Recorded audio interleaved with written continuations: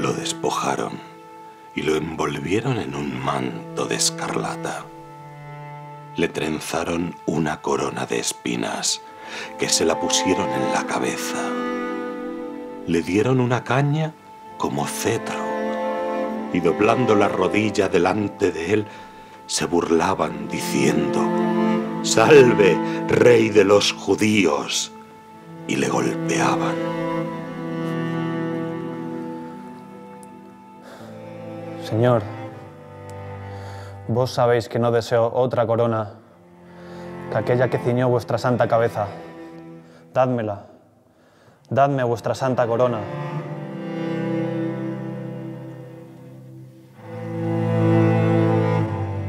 Saint Louis, roi, est non seulement le vicaire de ce roi des rois, mais il en est l'élève et l'imitateur.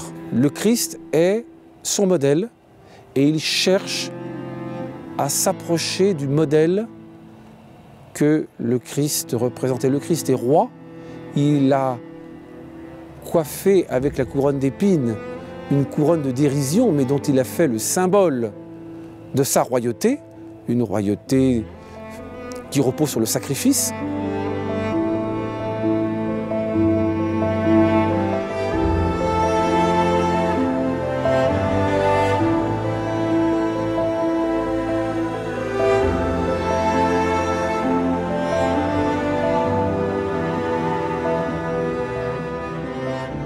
Da, oh Dios, tu juicio al rey, al hijo del rey tu justicia. Que a tu pueblo gobierne con justicia y a tus pobres con equidad. Florecerá en sus días la justicia y abundancia de paz hasta el fin de las lunas. Su dominio se extenderá de mar a mar, desde el río hasta los cabos de la tierra. Ante él se postrarán sus adversarios.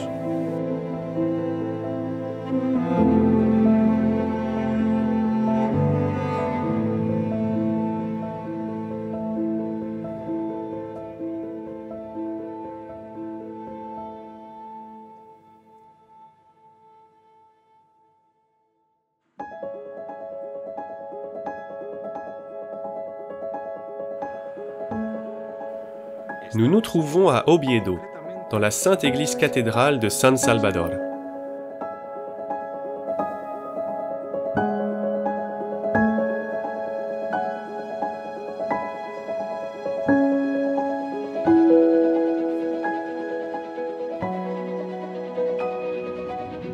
La chambre sainte de cette cathédrale est l'un des reliquaires les plus importants d'Europe. La relique la plus remarquable conservée entre ses murs est le Saint-Suaire, qui couvrit la tête de notre Seigneur après qu'il mourut sur la croix. Avec cette sainte toile, nous vénérons ici un lignum crucis, c'est-à-dire un fragment de la vraie croix, sur laquelle Jésus-Christ fut crucifié, et certaines des saintes épines qui torturèrent sa tête.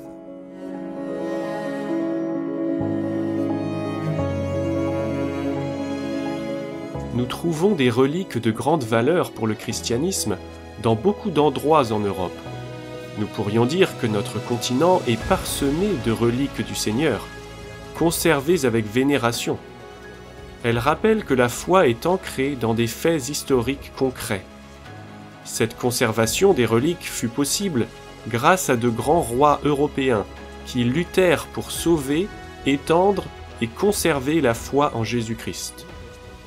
Un de ces rois fut un souverain français, exemple de monarque et chevalier chrétien.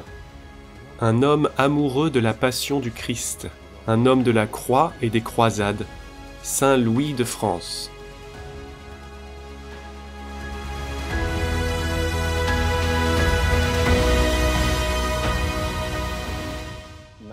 Saint Louis naît en 1214 et meurt en 1270. C'est-à-dire que sa vie couvre quasiment tout le XIIIe siècle, considéré comme le siècle de la grande splendeur médiévale. Jusqu'à sa mort, en 1270, Saint Louis obtient la paix avec les royaumes alentours, favorise la réforme de l'Église dans son royaume, entreprend 2 croisades, administre personnellement la justice, se préoccupe des pauvres et laisse à son peuple un exemple de monarque chrétien. Cela fait que sa réputation perdure et qu'il est canonisé par le pape Boniface VIII à la fin du siècle. Nous ne pouvons pas nous engager dans le XIIIe siècle, époque où naît Louis IX, Saint Louis de France, sans donner auparavant un aperçu des quelques siècles de l'histoire de France qui précédèrent son règne. En 987, le roi Louis V, dernier descendant direct de Charlemagne, meurt sans descendant. Dans ces circonstances est élu roi le comte Hugues Capet, fils du comte de Paris et duc de France, Hugues le Grand. Avec l'arrivée de Hugues Capet se produit l'ascension au trône de la troisième dynastie royale française, celle des Capétiens, qui va se maintenir au pouvoir jusqu'en 1328, date de l'avènement des Valois. Pendant les 11e et 12e siècles, la France souffre d'un problème particulièrement grave, la noblesse. Une noblesse très forte, très puissante, qui possède de grands domaines et principautés territoriaux, ce qui lui donne assez de pouvoir pour se dresser contre l'autorité du roi. À cela s'ajoute un autre souci intérieur majeur, à savoir que dans le sud de la France, dans le Languedoc et une bonne partie de la Provence actuelle, s'était développée une hérésie très importante, l'hérésie cathare. Cette hérésie, appuyée en grande partie par la noblesse, visait précisément à se confronter à l'autorité royale, à s'identifier, à marquer un certain nationalisme territorial, comme on le nommerait aujourd'hui, face au roi de France. Louis VIII parvint à récupérer quelques-unes des dernières possessions que les Anjou anglais détenaient encore en France, ainsi que certains territoires du Languedoc.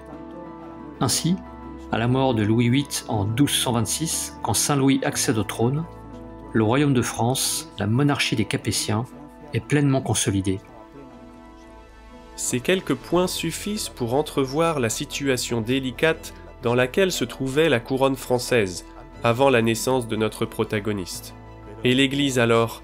Quelle était l'ambiance ecclésiastique en ces temps-là? Et que pouvons-nous dire de la foi en France au XIIIe siècle? Comme dans l'Occident européen en général, l'histoire religieuse de la France au XIe et XIIe siècle est en grande mesure marquée par la réforme grégorienne.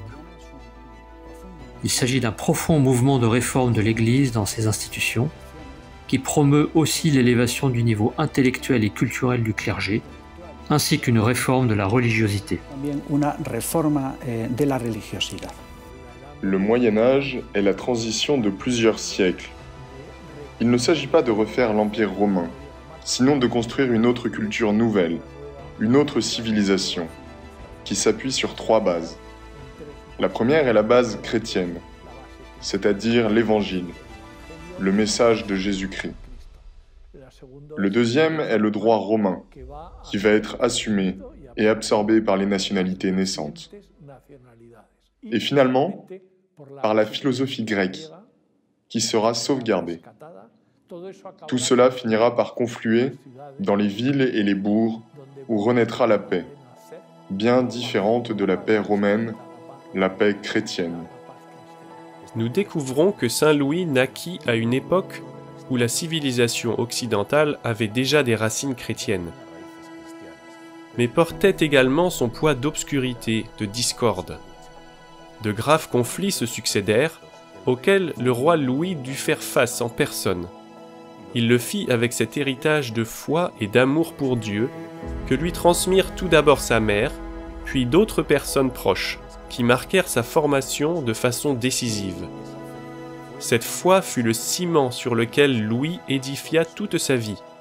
Mais avançons peu à peu, voyons où naquit notre saint et qui furent ses parents.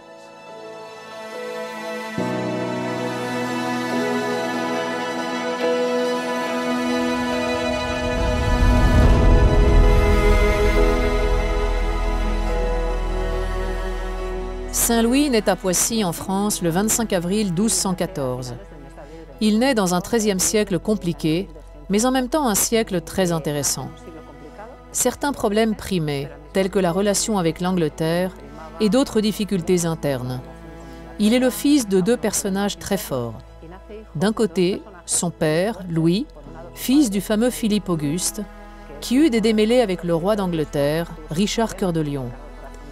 De l'autre côté, Blanche de Castille, une femme à réputation de sainteté, disons les choses comme elles sont, fille d'Alphonse VIII et d'Aliénor de Plantagenet, de la famille royale d'Angleterre. La reine Blanche de Castille, la reine veuve, fut une figure fondamentale dans la vie de Saint-Louis. D'abord pendant son enfance, mais aussi plus tard pendant son règne. Tous les chronistes signalent le rôle clé de la reine Blanche. Un rôle clé qu'il loue abondamment, en professant qu'elle fut une femme dotée d'un cœur de femme et de la force d'un homme, ce qui s'avère être un grand compliment pour une femme de cette époque. Elle forma son fils intellectuellement et humainement, et ainsi que le disent les chroniques, elle fit de lui un homme. Et par-dessus tout, elle le forma spirituellement, en donnant à sa formation religieuse une transcendance politique. Blanche de Castille a joué un rôle essentiel, d'abord parce que Saint-Louis a été orphelin jeune, à l'âge de 12 ans, donc c'est sur elle qu'a reposé l'éducation au métier de roi, puisqu'elle était régente du royaume. Mais d'abord, elle lui a inculqué toutes les vertus chrétiennes. Elle était d'une grande piété et très exigeante à son égard. On dit qu'elle a déclaré un jour « Je préférerais que mon fils soit mort plutôt qu'il ait commis un péché mortel ». Il fut éduqué comme on éduquait les princes chrétiens à l'époque, pour être roi. Cela signifie qu'une grande partie de son éducation porta sur les compétences physiques. Il dut apprendre à devenir un bon sportif, à bien manier les armes et le langage propre à la chevalerie de son temps. Mais il y eut également une claire préoccupation à ce qu'il connût la philosophie et les enseignements élémentaires de la théologie et à ce qu'il apprit la philosophie d'Aristote. N'oublions pas qu'à cette époque, on considérait la théologie comme le couronnement de toutes les sciences. Par ailleurs, sa mère s'efforça, par-dessus tout, à ce que son éducation s'accompagnât d'une élévation de ses vertus.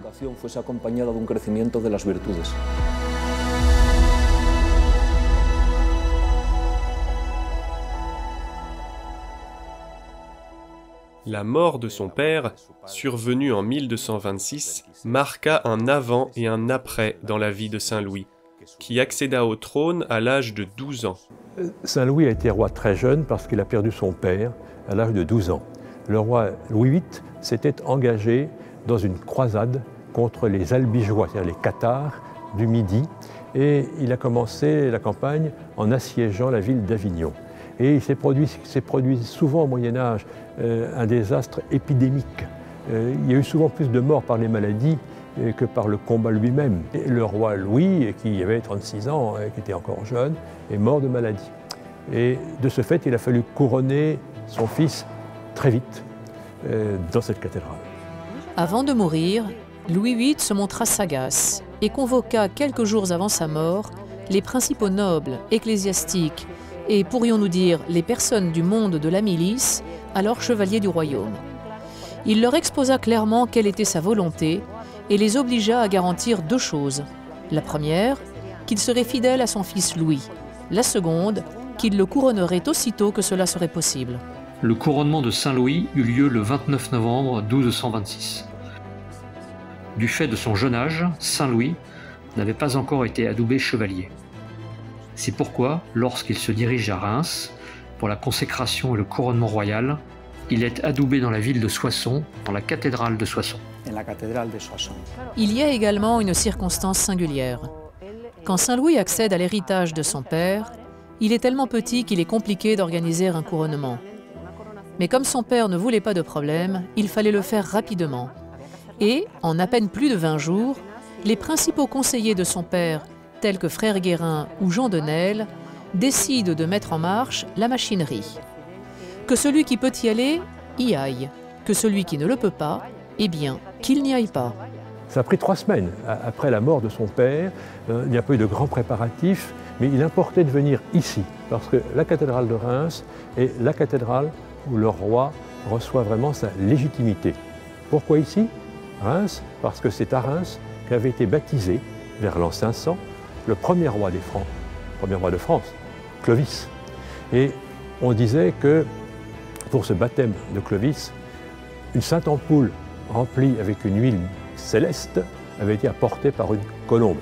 Belle légende, mais cette sainte ampoule était toujours conservée à Reims et de génération en génération, le roi recevait les onctions à partir de cette même ampoule. C'était une manifestation de la continuité royale. C'était en même temps une onction particulièrement sacrée.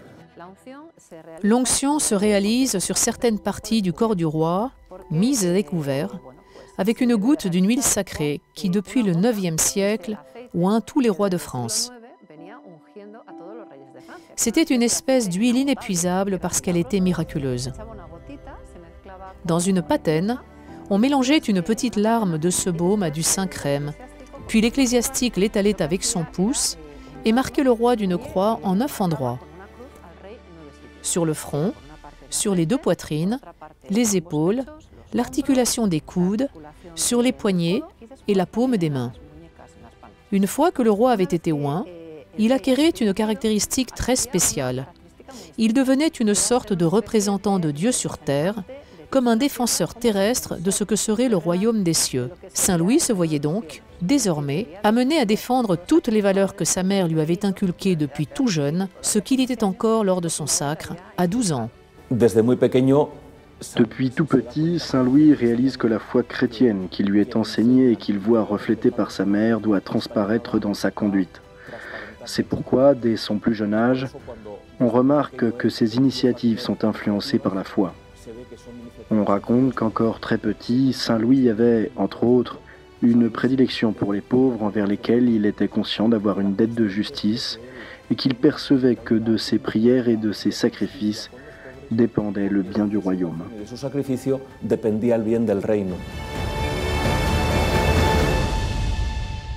Blanche de Castille fut indéniablement une régente extraordinaire durant la période où Louis ne pouvait pas gouverner du fait de sa minorité. Nous avons vu comment cette femme, profondément chrétienne, sut forger en son fils de profondes vertus, et comment elle lui enseigna quels étaient les devoirs qu'il devait assumer en tant que roi.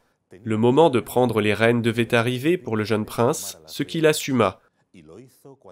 Mais Louis IX conçut toujours son royaume comme un royaume au service de Dieu et au service de ses sujets, jamais pour lui-même ni pour ses propres intérêts.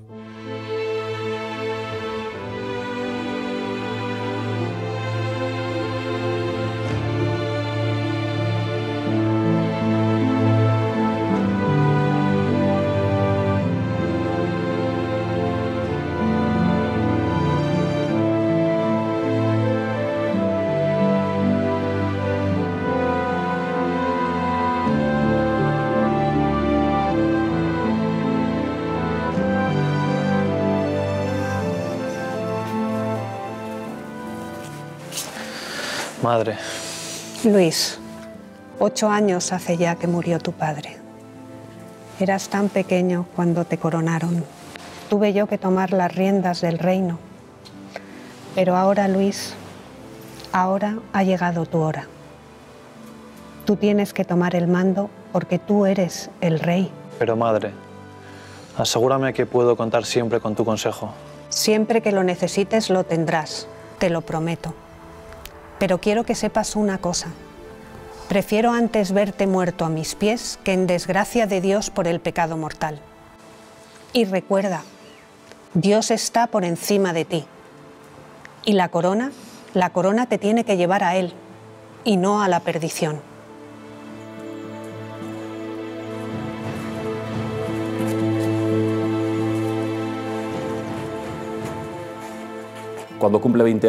Quand il fête ses 20 ans, sa mère cherche en Marguerite de Provence une épouse pour lui, avec l'accord de ses conseillers, comme cela se faisait alors.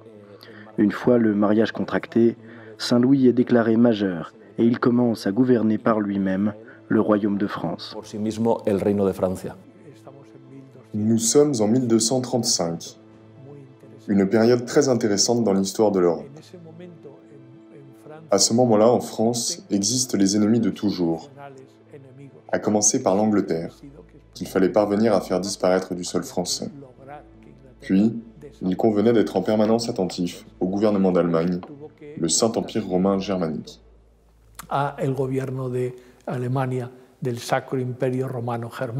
On pourrait définir la vie de Saint Louis en une seule phrase. La foi avant tout. il est certain que sa vie et toutes ses actions furent marquées par la foi, qui transparaissait dans ses paroles, ses gestes et ses œuvres.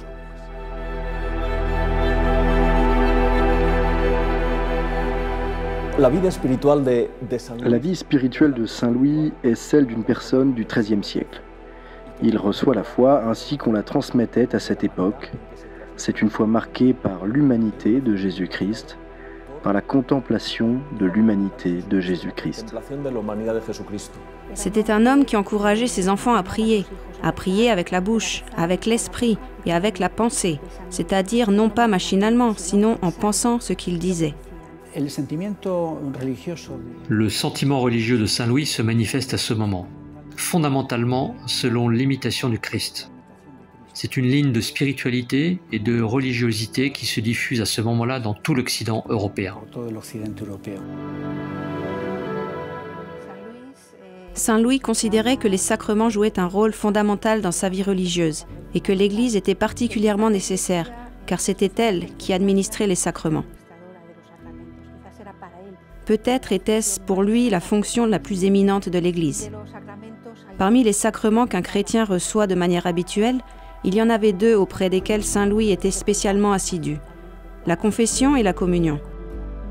Il ne communiait pas avec une grande fréquence, car à cette époque, par respect vis-à-vis de l'Eucharistie, ce n'était pas chose commune.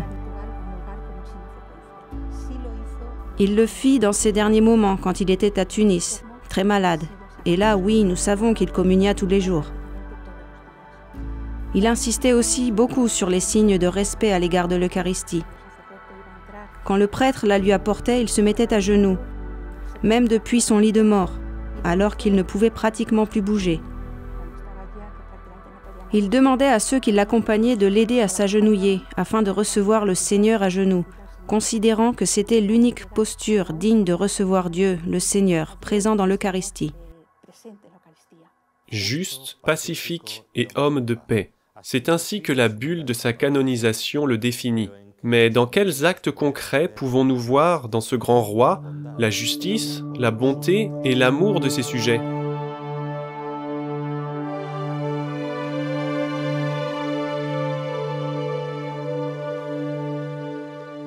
Señor,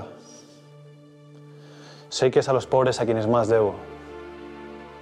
Gracias a ellos nos bendices y nuestro reino está en paz.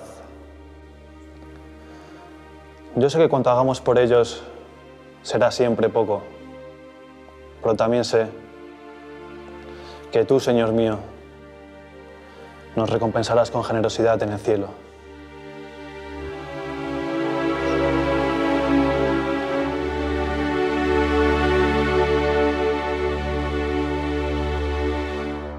Le gouvernement de Saint-Louis est un gouvernement qui se veut ministériel. La royauté ministérielle a été théorisée par saint Augustin dans la Cité de Dieu à partir de l'exemple donné par le Christ lors de la scène. Le Christ lavant les pieds de ses disciples. Geste absolument scandaleux quand on y songe. Lui, Dieu et Fils de Dieu, lavant les pieds de simples hommes. Et on comprend que Saint Pierre, qui a assisté à la transfiguration, n'ait pas voulu se faire laver les pieds. C'était effectivement tout à fait extraordinaire. Et saint Augustin a expliqué la portée de ce geste du Christ. Celui qui commande est au service de ceux auxquels il paraît commander. Et saint Augustin était l'un des auteurs les plus lus et les plus médités par saint Louis, qui avait réuni dans un trésor à la Sainte-Chapelle des manuscrits de saint Augustin, de saint Ambroise, de saint Grégoire, de saint Jérôme, qu'il étudiait quotidiennement, et en particulier saint Augustin. Donc le roi, dès le début, fut éduqué dans ses valeurs d'humilité et de service. il sut intégrer le fait que sa condition royale ne lui conférait de supériorité sur personne, sinon simplement qu'elle rendait sa responsabilité plus grande, et que par ailleurs, cela impliquait de toujours rendre des comptes à celui qui va nous les demander quand nous quitterons ce monde, le Très-Haut. Ces valeurs que sa mère lui inculqua, lui-même les légua. Le souci pour les pauvres, la charité active, marque vraiment le règne de Saint-Louis. Quand nous prenons les comptes de l'Hôtel Royal à Paris, 10% du budget est consacré à la charité. Les pauvres étaient reçus dans le palais, 200 pauvres étaient nourris et le roi en recevait plusieurs à sa table et il les servait lui-même. On raconte que quand il avait des aveugles à sa table, c'est lui qui allait retirer les arêtes du poisson. Il se rendait dans les hôpitaux, aussi discrètement que possible, pour porter secours aux pauvres et aux malades. Il leur lavait les pieds, leur donnait à manger de ses propres mains. C'était aussi une forme de s'humilier, de montrer que, tout roi fût-il, il restait avant tout un chrétien et un homme qui s'occupait de ses pauvres. Alors ici, à Vincennes, au château de Vincennes, c'est un lieu emblématique du règne de Saint-Louis. Il y avait ici un manoir qui a disparu et qui était l'une des résidences de Saint-Louis. Et Joinville, dans la vie qu'il a consacrée à son ami le roi Saint-Louis, raconte qu'à la belle saison, après la messe, sortant de la chapelle, le roi allait se promener dans le parc où il était assailli par les plaignants qui lui demandaient de leur rendre justice. Et il s'installait au pied d'un chêne, entouré de ses conseillers, et il les écoutait les uns après les autres. Il se tournait vers ses conseillers et il rendait la justice selon l'avis juridique qui lui avait été donné par eux. Et donc, cette histoire du chêne de Saint-Louis est restée dans l'histoire de France comme une image de vitrail symbolisant l'importance que Saint-Louis accordait à la justice et l'importance de la mission justicière dans l'idéal royal. L'exercice de la justice est indubitablement une des pratiques fondamentales pour tout monarque, spécialement pour un monarque chrétien. En cela, la pratique de la clémence ne fut jamais reléguée au second rôle.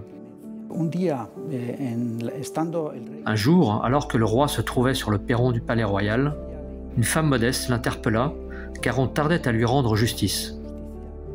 Et elle en souffrait les conséquences, particulièrement sous la forme d'une pénurie économique. Le roi, loin d'ordonner qu'on s'empare d'elle ou qu'on la réprimande d'une quelconque façon, ordonna à un de ses chevaliers qu'on lui remette 40 salaires pour qu'elle puisse faire face à ses besoins économiques.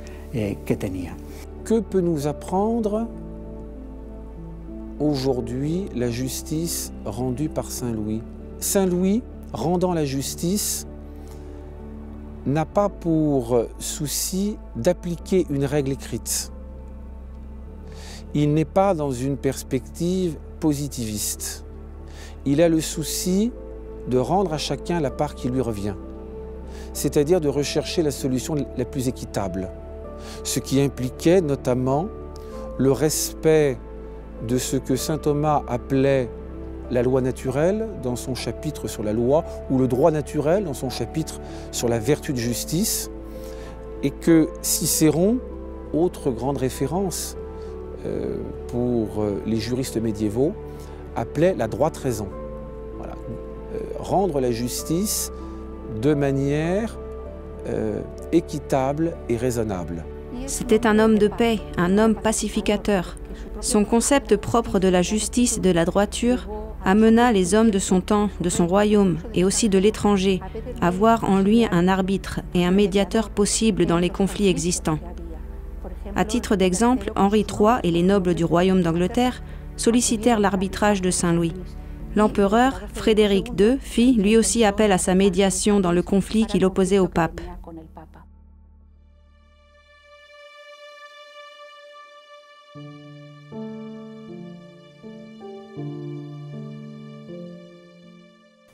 Me llaman el rey mendicante, y aunque esto me honra, Una cosa tengo clara, y es que los que poseen todo no tienen gran cosa, y los que no tienen nada lo poseen todo. ¿Qué más, Señor? ¿Qué más puedo hacer por vos? ¿Qué más?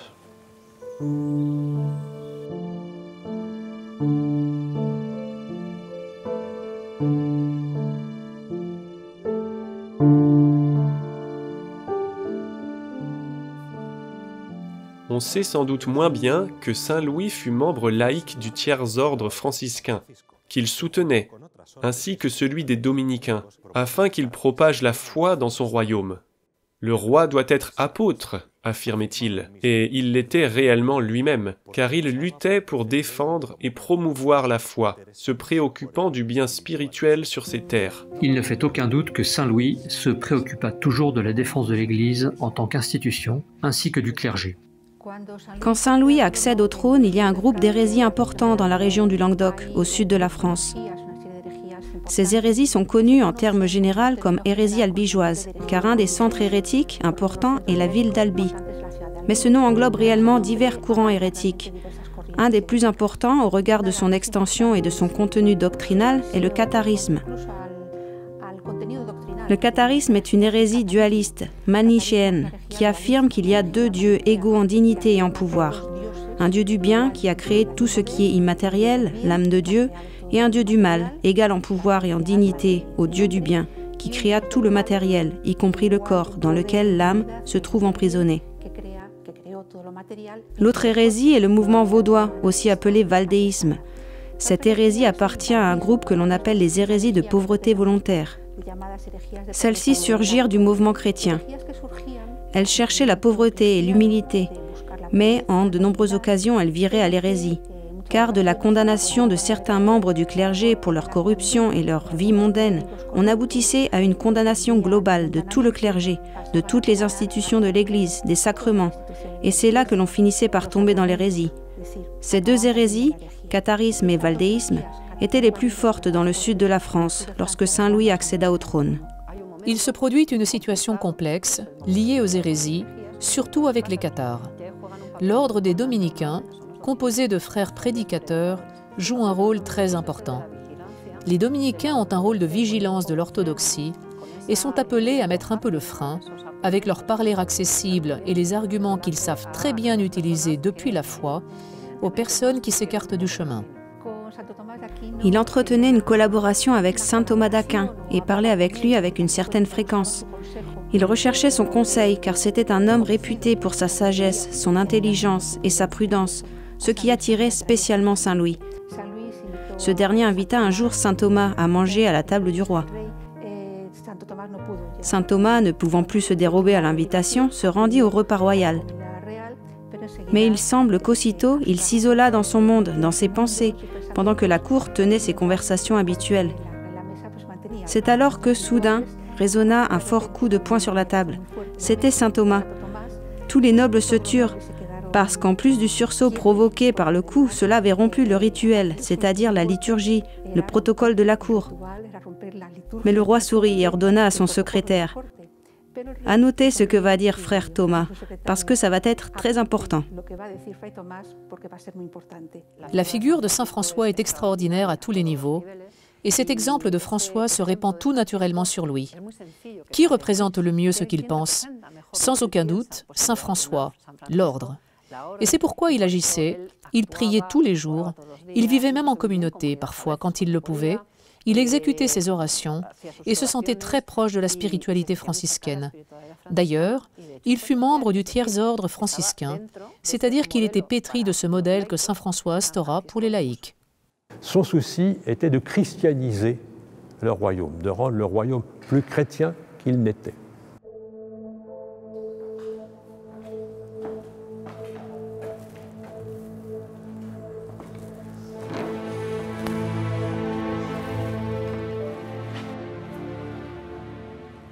Oh Padre,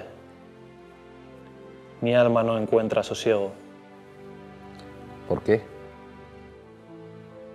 Tengo tantas dudas, tantas inquietudes. ¿Y qué es lo que le inquieta, Majestad? Querría saber cuál es la primera necesidad del reino de Francia. Prosperidad ya la tiene, paz también. ¿Qué le falta a mi reino?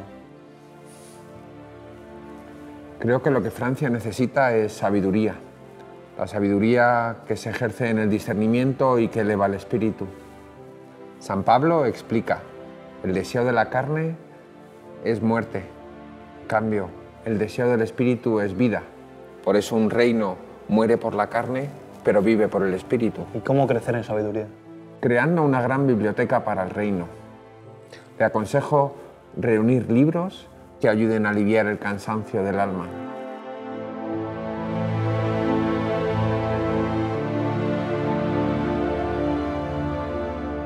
Saint Louis, rey de Francia, como todo... Saint Louis, roi de France, comme tout gouvernant catholique, est très conscient de l'importance de l'éducation du peuple et des élites, de l'éducation de ceux qui vont gouverner, tant dans l'Église que dans le pouvoir civil.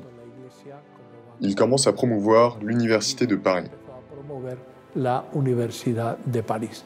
Une des œuvres que Saint Louis mena à terme fut la construction de la Sainte Chapelle, édifiée comme un grand reliquaire pour accueillir les reliques du Christ. Mais comment des reliques d'une telle valeur y sont-elles parvenues? À cette époque, la possession de reliques n'était pas seulement un signe de dévotion et de piété, sinon aussi un signe à forte répercussion sur le prestige d'une ville, d'une seigneurie ou d'un royaume. Il y a une partie de Saint Louis qui est très intéressante, c'est la manière dont il se sent proche des reliques du Christ. Cela l'amène à se mettre en contact avec un personnage, à ce moment-là souverain de Constantinople, c'est-à-dire de Byzance. Il s'agit de Baudouin, lequel, à cause de problèmes qu'il affronte, a besoin de se défaire d'une série de reliques qui étaient propres aux empereurs de Byzance. Nous savons que Byzance est l'héritière de l'Orient romain, et surtout que c'est elle qui a possédé la Terre Sainte jusqu'à ce que l'islam l'envahisse. De ce fait, les meilleures reliques se trouvaient soit entre les mains des musulmans qui dominaient en Terre Sainte, au début des croisades, soit entre celles des Byzantins. Pour pouvoir financer une guerre, il faut beaucoup d'argent, et l'empereur de Constantinople en a besoin de manière urgente. En 1237, Baudouin commence une tournée au travers des pays d'Europe pour chercher des ressources économiques, et il met en vente les reliques du trésor des empereurs de Byzance. Parmi ces reliques, nous en trouvons certaines comme l'éponge, comme ce que nous appelons aujourd'hui le Saint-Suaire, comme la couronne d'épines, un grand fragment de la vraie croix, enfin, il y avait beaucoup de reliques. Et ce que fait Saint Louis, c'est de prendre le tout, au grand complet, pour ainsi dire, d'une relique qui était traditionnelle dans la maison royale française.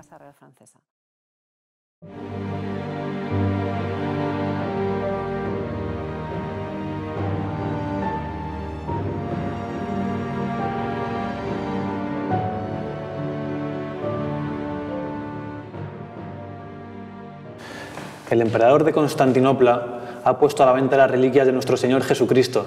Dice que necesita medios económicos para mantener su imperio. ¿Poner a la venta reliquias? Pero eso es simonía. ¿Cómo se le ha ocurrido tal cosa? No lo sé, pero tengo que recuperar los recuerdos de nuestro Señor antes de que caiga en manos de cualquier desalmado y las profane.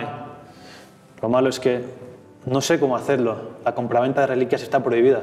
Sí, bajo pena de excomunión. Ya. Lo único que quiero es que no se comercie con ellas y que el pueblo fiel pueda seguir venerándolas. Bueno, dejemos el asunto a la providencia. Creo que encontraremos algún modo. ¿De verdad lo crees? ¿Cómo?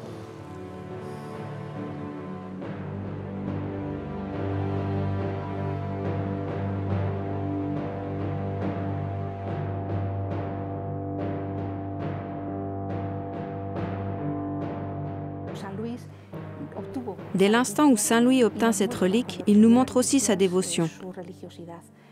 Il sortit pour la recevoir avec une tenue simple, des vêtements simples, car il ne pouvait l'accueillir habillé comme un roi, mais pieds nus et à genoux. Il édifia aussi un grand reliquaire pour la couronne d'épines, la Sainte Chapelle. la Santa Capilla.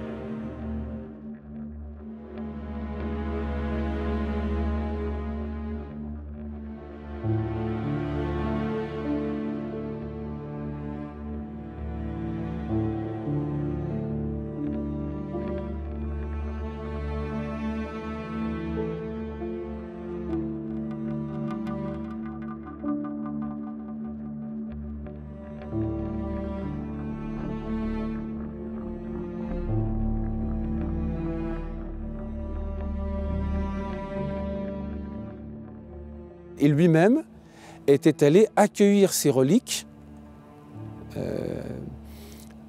à Sens et les avait ramenées avec son frère sur ses épaules, pieds nus, pour la dernière étape. D'autant plus importante qu'il a voulu, pour accueillir ces reliques, leur édifier un reliquaire qui soit le digne d'elle, et ce fut la Sainte-Chapelle, qui est une véritable prouesse architecturale, magnifique avec ses vitraux, une sorte de chapelle de lumière qui reçoit la vénération des fidèles.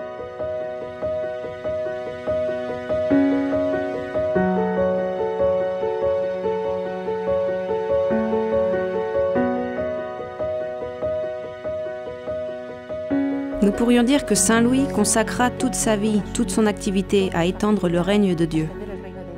Saint Louis était un roi profondément chrétien, un roi très dévot. Sa dévotion s'exprimait au travers de différentes voies, comme la méditation, la prière individuelle et l'assistance quotidienne à la Sainte Messe. En même temps, il joignait à ses pratiques dévotes un amour profond pour la croisade. Pour la croisade, certes comme expédition guerrière, mais avec une finalité qu'il entendait comme fondamentale pour un chrétien, à savoir la récupération des lieux saints et en définitive, l'extension de la foi.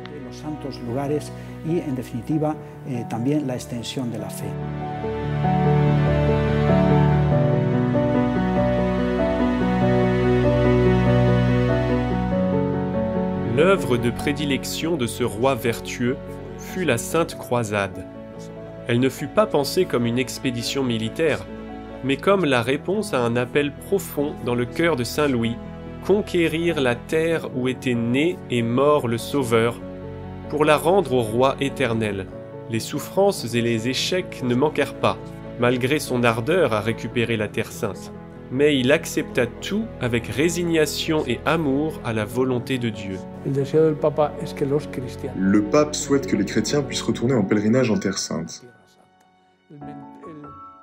Le message du pèlerinage a une très grande force à l'époque médiévale. Nous n'avons pas idée de ce que cela pouvait représenter pour un chrétien médiéval de pouvoir se rendre en pèlerinage en Terre Sainte, aller à Rome, à Saint-Jacques de Compostelle, de faire un chemin de pénitence intérieure par le biais d'une pénitence extérieure et de pouvoir atteindre la grâce de la conversion. N'oublions pas qu'à cette époque, la valeur la plus importante était la foi. C'est pourquoi, si les musulmans empêchaient l'accès aux lieux saints, un chrétien et un roi n'avaient de cesse de mettre en œuvre les moyens nécessaires à la récupération de ces terres.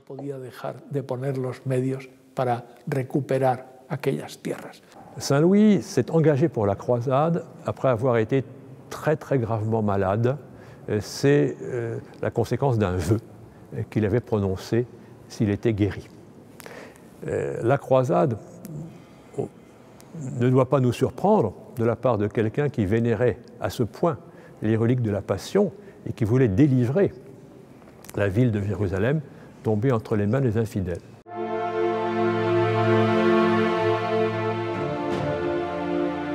Señor, confío en vos.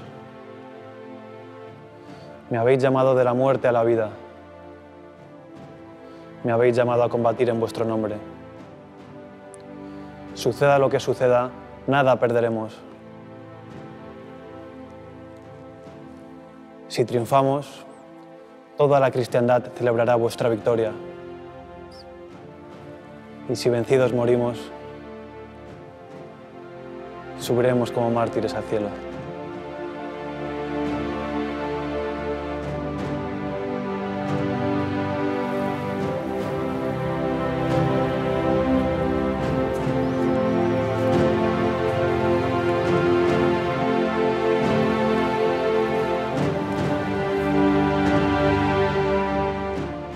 Il est en permanence appelé, intérieurement par Dieu, extérieurement par le pape, à prendre au sérieux la récupération de la Terre Sainte, où les chrétiens sont de moins en moins présents. Ce qui signifie sortir du pays, le laisser aux mains de gouvernants qui risquent de faire comme bon leur semble, de compromettre sa propre vie, la vie de beaucoup de nobles et d'engager de lourdes ressources économiques. Ce sont des événements et des décisions qui ne s'expliquent que parce qu'il y a, derrière une telle motivation, la compréhension de l'existence de biens supérieurs au bien-être temporel. Et cela n'est pas compromettre le royaume, sinon le positionner sur un horizon adéquat pour que les personnes vivent leur véritable destin au travers de ces motivations, s'approcher de Dieu. Pourquoi un roi juste, honnête, bon, loyal avec ses vassaux s'engouffre-t-il dans pareille aventure? Pour sa gloire personnelle? Certainement pas. Il le fait parce qu'il se considère chevalier du Christ, et donc il estime que son obligation est de récupérer cela et de rendre à cette terre la paix dont elle jouissait.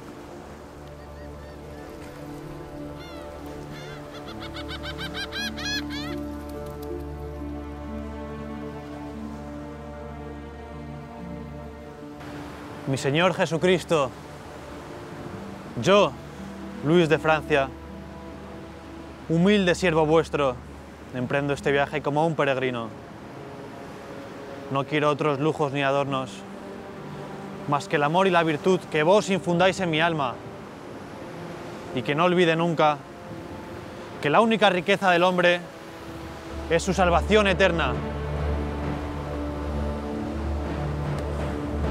En el nombre de Dios, izad las velas.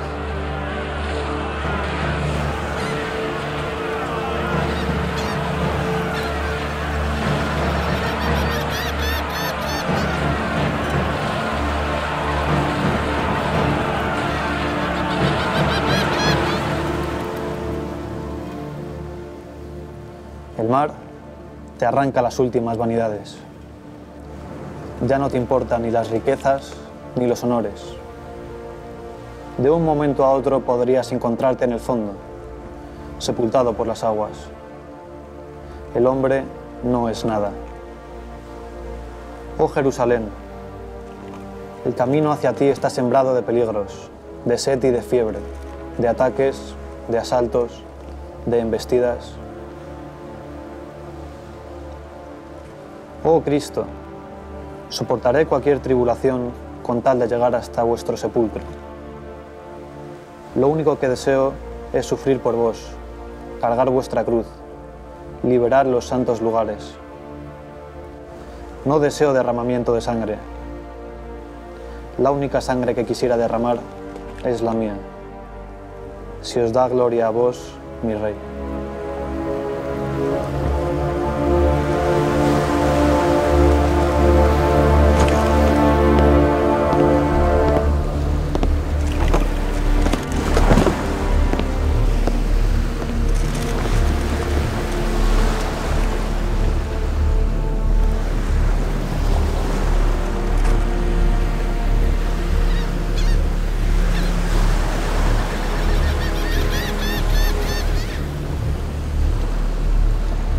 Alors, quand il s'est embarqué en 1248, il a eu pour objectif l'Égypte, car c'est en Égypte qu'était le cœur de la puissance musulmane, et il pensait, en prenant des gages en Égypte, et par exemple la ville de Damiette, qui était une place commerciale importante, pouvoir récupérer Jérusalem. Al poco tiempo de desembarcar en Egipto, Peu de temps après son débarquement en Égypte, Saint Louis fut l'objet d'un piège. Les espions dont disposaient les Égyptiens, les musulmans d'Égypte, l'avaient localisé et l'attendaient. Ils montèrent un traquenard et le capturèrent. Iban a desembarcar y por tanto hicieron una trampa y fueron capturados.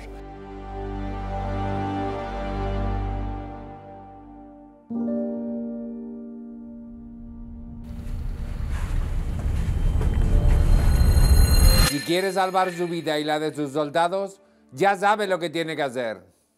El sultán me considera su enemigo y puede hacer de mí lo que quiera. Yo soy de Dios y estoy en sus manos. Pero una cosa puede tener clara el sultán, que no me hará claudicar de mi fe en nuestro Señor Jesucristo.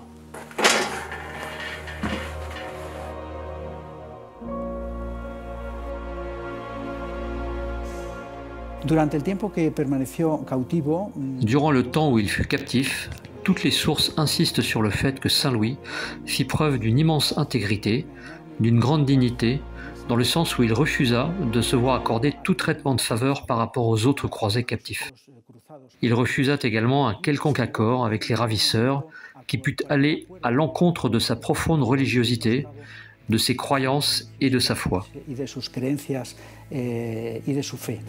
a été libéré contre une très lourde rançon et il a fait libérer aussi les hommes qui étaient avec lui, mais il n'est pas rentré tout de suite, il est resté en Terre Sainte pour consolider ce que l'on pouvait encore sauver. Les croisés à cette époque avaient gardé une partie de bande littorale et il a fait reconstruire des châteaux, consolider les positions, mais il n'a pas pu aller à Jérusalem.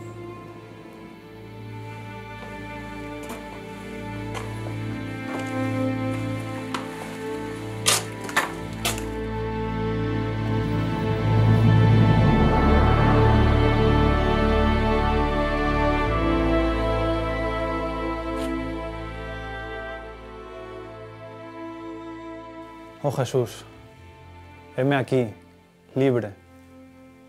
Pero ¿y mis hombres? ¿Dónde están mis soldados? ¿Qué ha ocurrido? O mejor, ¿qué habéis querido vos permitiéndolo? ¿Poner a prueba a los justos? ¿O castigar a los pecadores? ¿Es que acaso hemos fallado vuestro amor?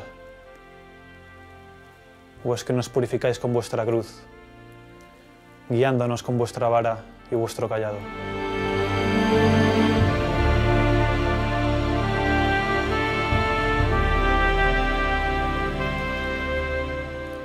Pase lo que pase, no renegaré de vuestro nombre. Nos dais de beber de vuestro cáliz, de vuestro misterio divino.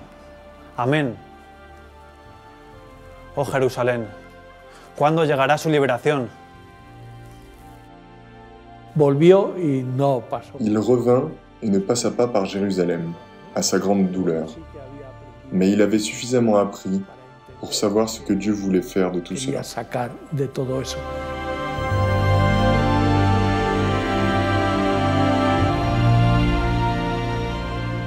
La mort de sa mère représente pour Saint Louis la perte d'un des deux grands piliers de sa vie. L'un était sa mère depuis son enfance, l'autre son épouse qui l'accompagnera jusqu'à la fin de ses jours. Cette séparation est un choc authentique parce qu'en très peu de temps, il reçoit beaucoup de leçons vitales. Il perd une personne aimée, qui plus est intensément bonne, un de ses grands exemples de vie et de vertu. Pour lui, cela suppose certes pas un châtiment de Dieu, bien sûr, mais sans nul doute une perte immense pour un fils.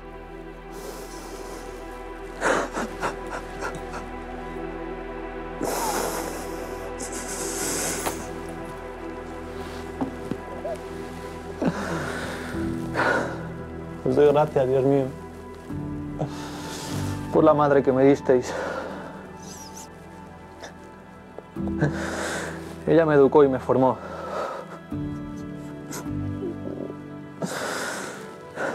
Y ahora que os la habéis llevado con vos, pagadle, Señor, cuanto por mí hizo.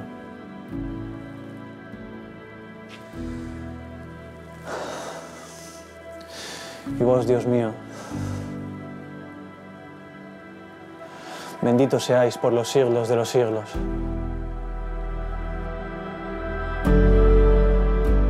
La reine s'était retirée dans un monastère qu'elle avait fondé et elle jouissait d'une réputation de sainteté. Nous disons que Louis fut un grand roi, mais Blanche fut une grande reine, non? Et cela, il ne faut pas l'oublier. Quand il arrive en France, Louis se trouve face à de nombreux problèmes. Il a perdu sa mère, il doit payer une dette et mener à bien un pays. Ça fait beaucoup. Malgré le constant dévouement à ses devoirs de roi, malgré les guerres, malgré ses réunions avec ses conseillers, il ne manqua jamais à ses devoirs de chrétien. Il fut exemplaire dans son humilité, son amour pour Dieu, sa dévotion et surtout dans son amour pour la croix du Seigneur.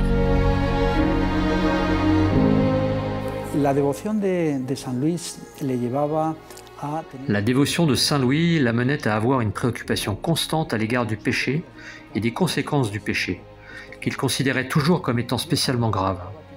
C'est cela même qui l'amenait également à adopter certaines pratiques pénitentielles. En premier lieu, il s'efforça de toujours éviter le luxe dans les repas.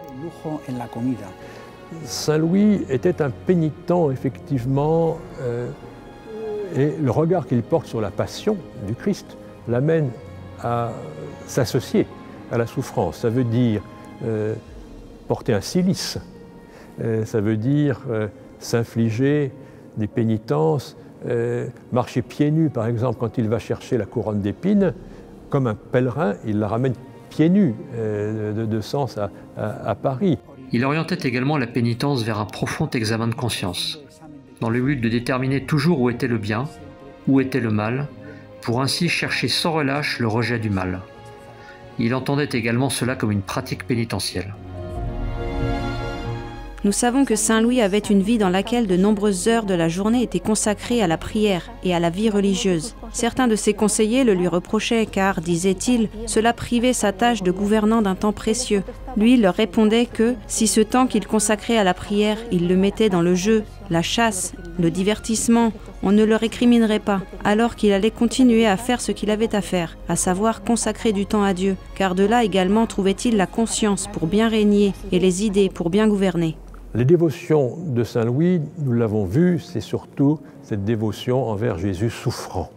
Et ça ne doit pas nous surprendre à cette époque où les franciscains ont répandu cette dévotion à la passion du Christ.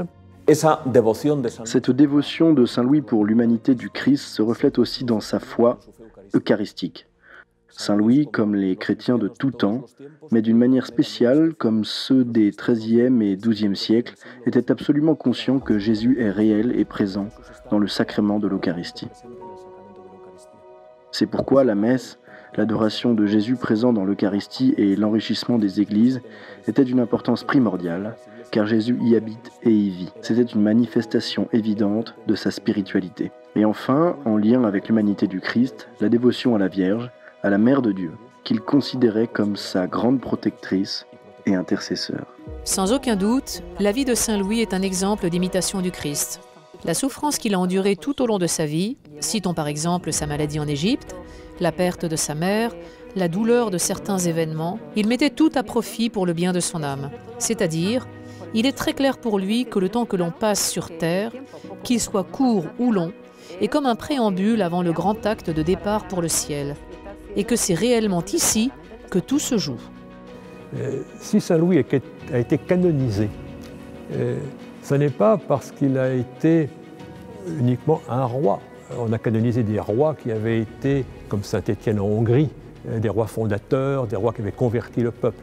Il a été canonisé aussi comme chrétien, comme fils de Dieu, et comme homme qui, dans sa famille, dans son service, a cherché toujours à imiter Jésus-Christ. Il n'a mis rien au-dessus de cela.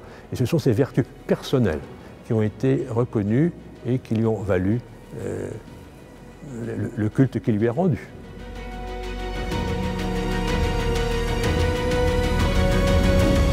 Saint Louis fut toujours considéré, tant à son époque que dans des biographies postérieures, comme le modèle idéal du croisé. On raconte que, lorsqu'il rentra de la première croisade qu'il mena en Égypte, et ensuite de son pèlerinage en Terre Sainte, il revint transformé spirituellement.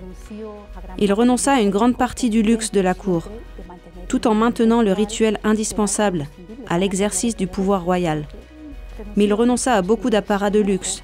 La table royale devint plus austère, il se priva de beaucoup d'aliments, ce qui pouvait passer inaperçu aux yeux des autres, mais pas aux siens.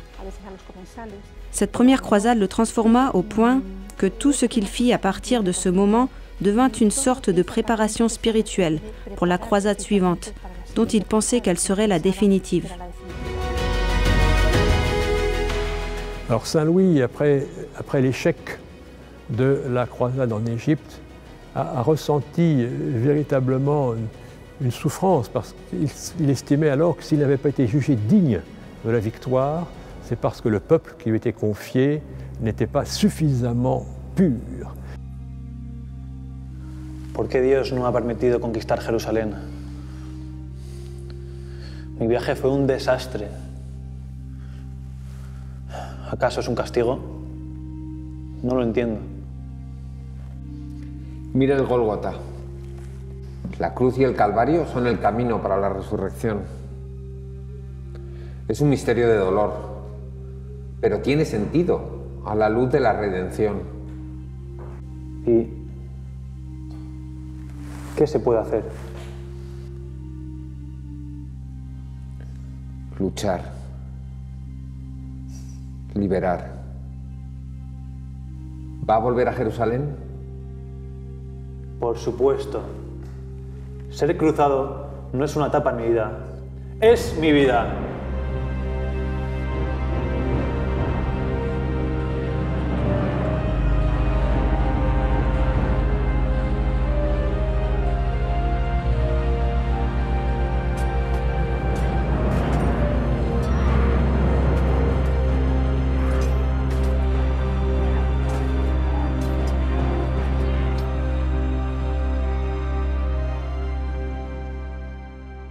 La vie de tout chrétien est un chemin vers la terre promise. Saint Louis s'efforça de suivre ce sentier qui mène au ciel, avec fidélité, en répondant à tout moment à ce que Dieu lui demandait. Le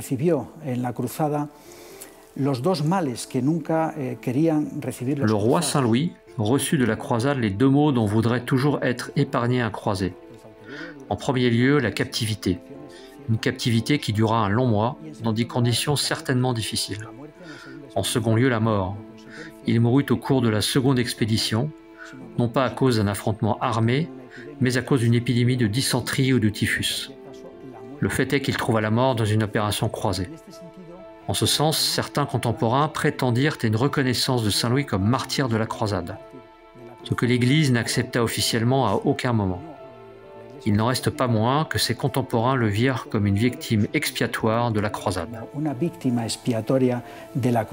On est surpris par le désir permanent dans le cœur de Saint Louis de reconquérir la Terre Sainte après l'échec de sa première croisade. À nouveau, il me semble que ça ne peut s'expliquer que par la conviction que derrière cela, il y a un vouloir de Dieu. C'est-à-dire que les lieux où vécut Jésus, on parlait tout à l'heure de l'importance de l'humanité du Christ pour la spiritualité de Saint Louis, devaient être un endroit sûr et accessible pour tous les chrétiens. Depuis la première croisade que prêcha Saint Bernard de Clairvaux, les croisés savaient que si on ne prend pas Damas, on ne conquiert pas le Moyen-Orient. Aussi, ce qui le motive, c'est la conquête de Damas. Mais une fois de plus, ce désir ne peut se réaliser.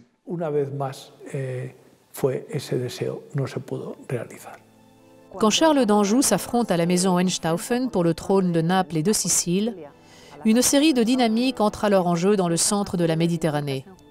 Charles fait parvenir à Saint Louis l'idée que le sultan des Mamelouks, Baïbar, veut se convertir au christianisme. Baïbar est un peu comme le chef de l'islam à ce moment-là, pour ainsi dire, car ses victoires en Terre Sainte l'ont amené à occuper un poste de héros. Il est quasiment à la hauteur de ce grand personnage qu'est Saladin. Eh bien Charles fait parvenir jusqu'à Saint-Louis la rumeur que le propre Baïbar, ainsi que ceux qui gouvernent Tunis, tous soumis à la loi de Baïbar, souhaitent se convertir au christianisme, au catholicisme. Rien de moins vrai, évidemment, et le pauvre Louis, désireux de commencer petit à petit à bien faire les choses dans ce chemin vers l'Orient, tombe dans le piège de son frère, l'ambitieux Charles, et il débarque à Tunis. Et ce débarquement à Tunis le mena à la mort, car il y fut une fois de plus victime d'une embuscade. objeto de una emboscada. Clairement, tout autre que Louis aurait sans doute mal vécu la chose avec son frère. Il aurait mis les voiles et serait retourné en France, considérant qu'on s'est moqué de lui. Mais Louis considère que c'est une bonne occasion pour essayer de mettre la main sur un royaume pour le Christ.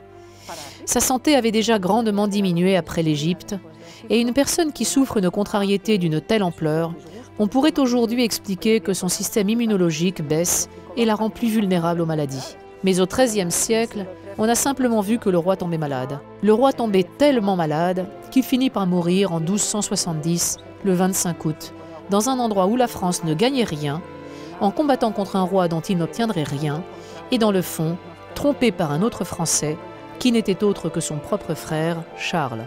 Le 25 août, il est mort en se faisant coucher sur un lit de cendres. Il est mort comme un pénitent qu'il était, parce que être croisé, c'est être pèlerin vers l'endroit où le Christ est mort et ressuscité.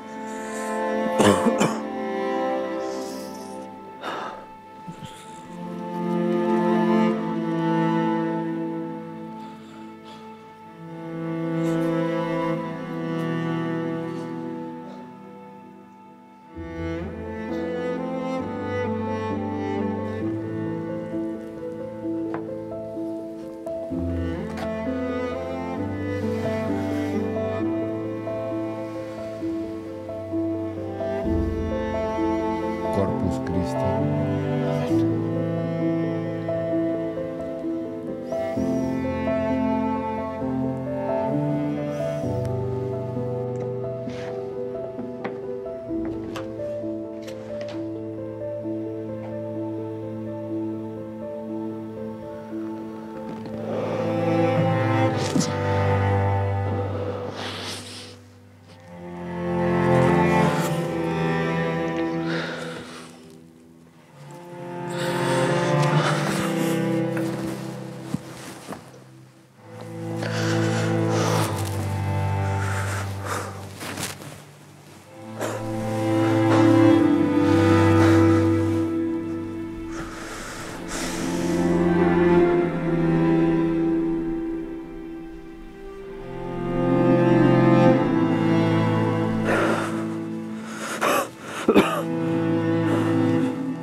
Señor mío,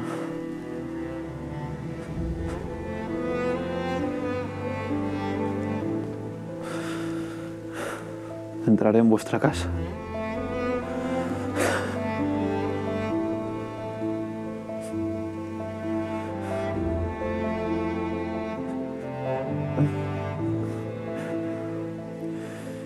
Y os adoraré en vuestro santo tabernáculo.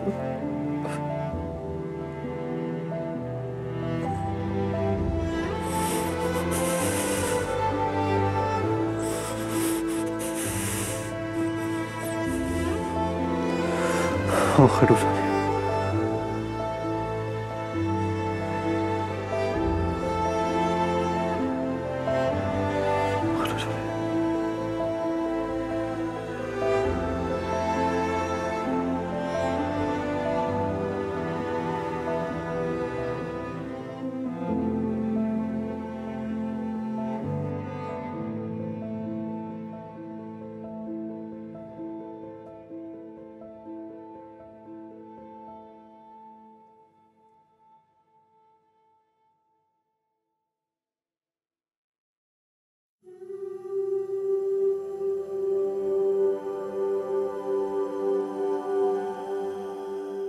Le règne de Saint-Louis est un mélange de succès et d'échecs. Échecs car les deux entreprises croisées au cours de son règne, très importantes pour lui, furent un fracas militaire. Mais d'un point de vue politique, ce fut un règne éminemment prospère pour la France et pour l'autorité royale. Saint Louis réussit à récupérer le territoire du Languedoc. Il vint à bout de l'hérésie, impulsa la justice royale, réorganisa l'administration royale sur laquelle il consolida l'autorité royale, et il soumit les nobles. Ce fut un règne de paix, une fois surmontés les premiers moments critiques. D'un point de vue économique, ce fut donc un règne florissant, ce qui est une partie positive très grande. Les croisades furent des débâcles militaires, mais pour Saint Louis, ce n'étaient pas des échecs face à Dieu. Il s'agissait certes d'un succès humain, mais selon sa vision des maux de ce monde, les maladies, les déboires militaires et l'adversité étaient une participation à la passion du Seigneur. C'étaient des épreuves que Dieu envoyait pour nous permettre de nous surpasser et de nous purifier, de telle sorte que ces échecs ne furent pas pour lui non plus réellement des échecs chrétiens. C'étaient des déconvenues humaines, mais pas spirituelles. Comment vit une personne qui pense que les entreprises dans lesquelles elle se lance sont voulues par Dieu, plaisent à Dieu, et que cependant elles échouent? C'est un des mystères les plus grands de la vie spirituelle, une des questions que l'on a nommées la nuit obscure, comme des moments de purification. Ce qui nous surprend peut-être le plus chez Saint Louis, c'est la conscience qu'il a du fait que ces échecs ne signifient pas l'absence de Dieu dans ce désir, et que, par conséquent, cela veut dire qu'il faut persister. Je pense que cette certitude qu'il a de poursuivre une fin juste et bonne fut ce qui permit à Saint Louis de ne pas s'enfermer dans la tristesse ou dans l'amertume d'un échec apparent, là où souvent les chrétiens les plus faibles jetteront l'éponge. Lui, il persévérera jusqu'au bout.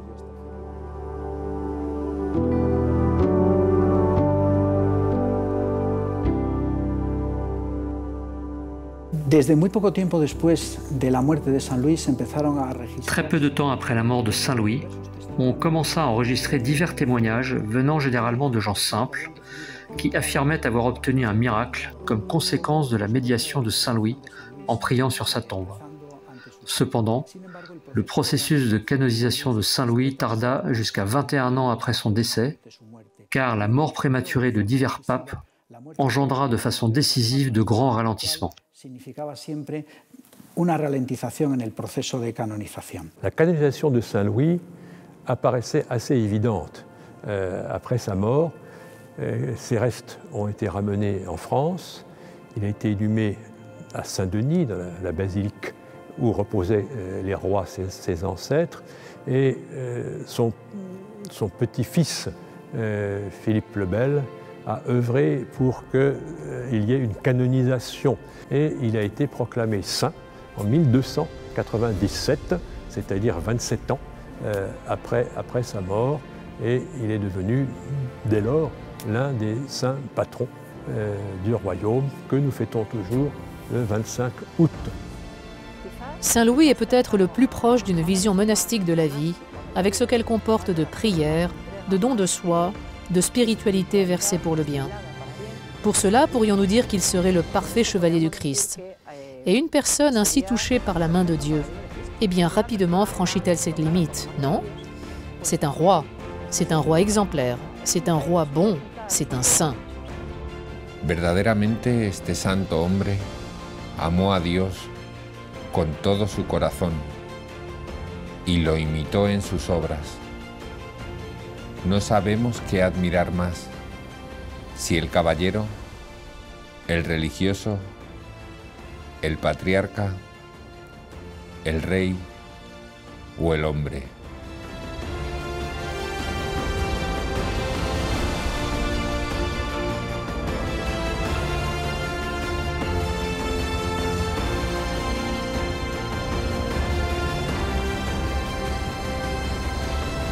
Nous pourrions en dire bien davantage sur Saint Louis, sur la croisade, ses œuvres, sa charité.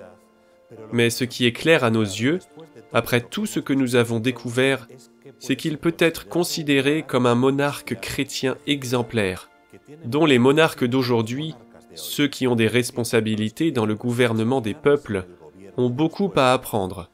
Et nous pouvons également en tirer un grand enseignement, nous, chrétiens, qui, comme lui, sommes époux et parents.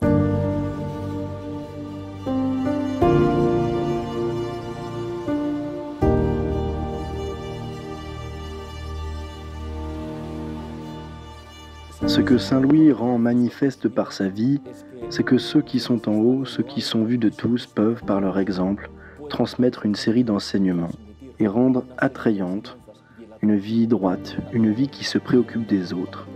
Forcément, ça influe. Saint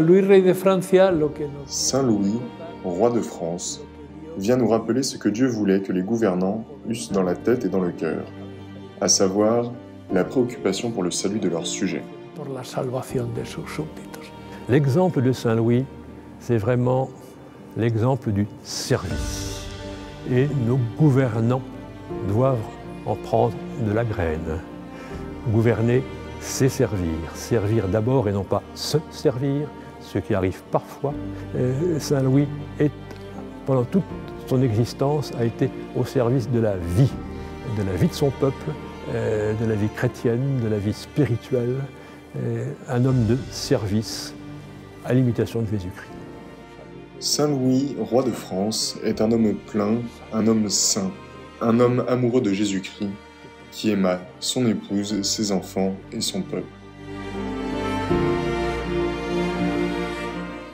Quand Saint Louis fut conscient qu'il était en train de succomber à la maladie, lors d'une campagne qu'il considérait comme étant une croisade près de Tunis, il écrivit et dicta les mots qu'il voulait adresser à son fils, pour l'exhorter à être un bon chrétien et l'aider à bien gouverner le royaume de France. Ce sont des paroles prononcées au XIIIe siècle qui conservent toute leur vigueur dans l'actualité.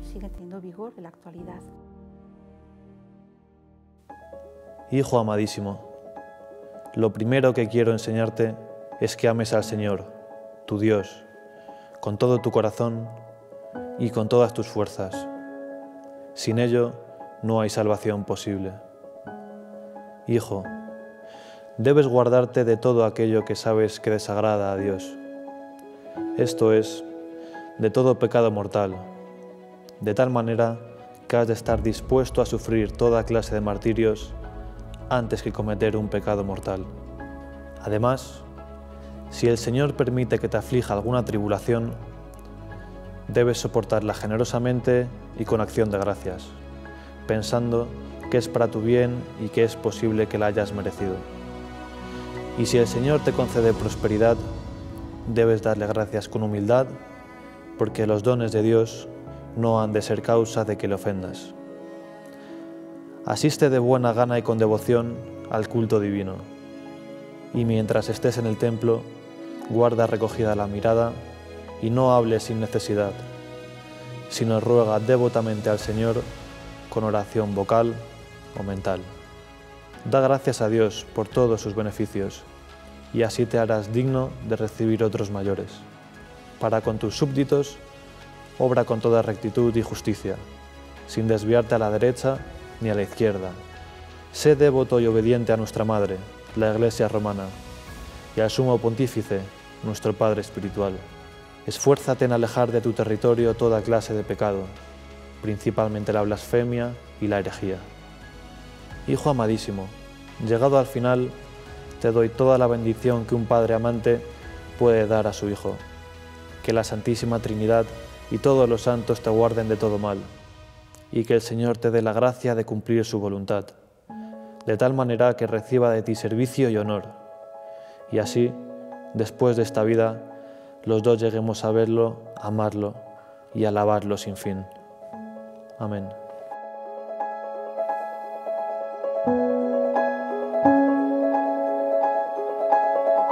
Dans son testament, il dit des choses à son fils dans cet esprit-là. Regarde, on peut hériter d'un royaume ou d'un négoce de cordonnerie, mais la manière dont tu gagnes ta vie est ce qu'il y a de moins fondamental. L'important, c'est la manière dont tu décides, toi, de vivre ta vie sur terre. Et ce temps sur la terre, ne doute jamais que ce n'est qu'un temps de passage. C'est un temps pendant lequel tu dois te rendre compte que l'essentiel est de ne pas faire de mal aux autres. C'est un temps où tu dois surveiller ce que sont les principes chrétiens les plus basiques, qui sont d'aimer Dieu par-dessus toutes les choses et ton prochain comme toi-même. C'est-à-dire, respecte les autres et tu obtiendras ce respect que tu cherches. Et surtout, sois humble, sois proche. Pense que la vertu est dans la simplicité, comme on pourrait lui dire à la manière des franciscains. C'est-à-dire, ce sont les conseils que donnerait non pas un roi au prince héritier, sinon un bon père de famille à son fils aimé. Et réellement, C'est pour cela que ce sont des enseignements que nous devons aujourd'hui amener les gens à considérer. Parce que sans nul doute, les approuverions-nous pour les transmettre à nos propres enfants. Mon opinion, c'est que Saint Louis était pleinement conscient de l'importance que revêtait le fait d'être soumis à un pouvoir supérieur d'origine divine. Saint Louis participait de cette croyance suprême et je crois que la conséquence la plus significative qui dérive de cette conception, c'est que l'on évite l'absolutisme. C'est-à-dire que le monarque ne peut pas se laisser uniquement mener par sa volonté, sinon qu'il doit être guidé par un bien supérieur. Il doit être guidé par ce qu'est la volonté divine. Triompher dans une vie, c'est triompher dans la profession à laquelle on se consacre. Là, on pourrait se demander, Saint Louis triompha-t-il comme roi? Parce que n'oublions pas que comme roi, il meurt hors de son pays, après avoir échoué dans sa deuxième tentative de croisade. En ce sens, il peut sembler qu'il ait laissé le royaume dans une situation à nouveau instable. Pour avoir voulu s'embarquer dans un projet au-delà de ce dont avait besoin le royaume, il aurait compromis le dit royaume. Et cependant, ce que nous dit l'histoire, c'est que le royaume de France, après Saint-Louis, continua de croître et de se consolider. De telle sorte que durant les siècles suivants, le protagoniste, un des protagonistes indiscutables de l'histoire de l'Europe, de l'Église et du monde, est le royaume de France. Mais clairement, la vie d'une personne se juge-t-elle vraiment à son succès dans sa profession? On peut aussi la juger par sa vie familiale. Ce qui est clair, c'est que son épouse l'adorait.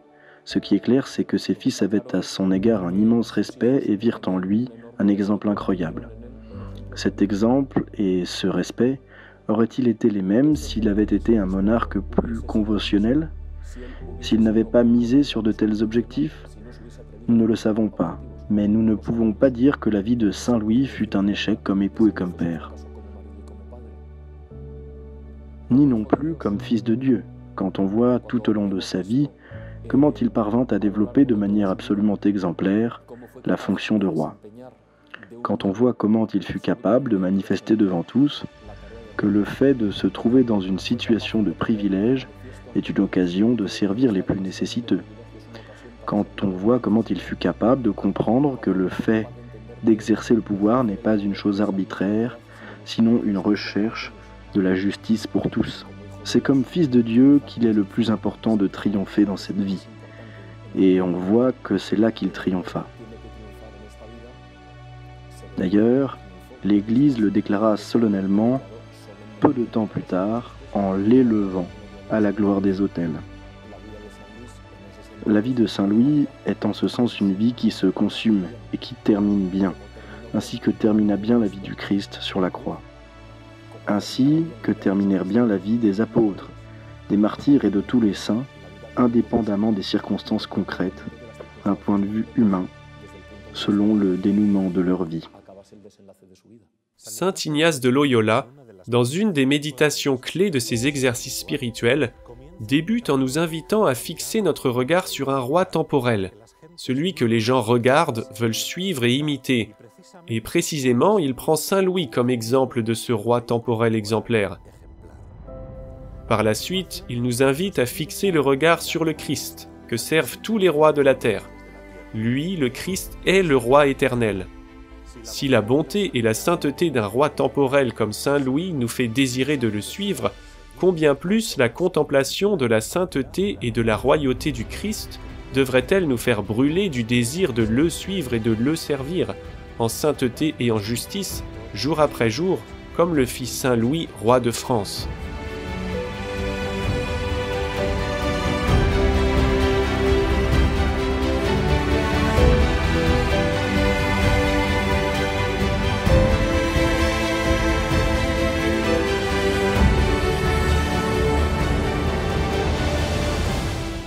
Qué alegría cuando me dijeron, vamos a la casa del Señor.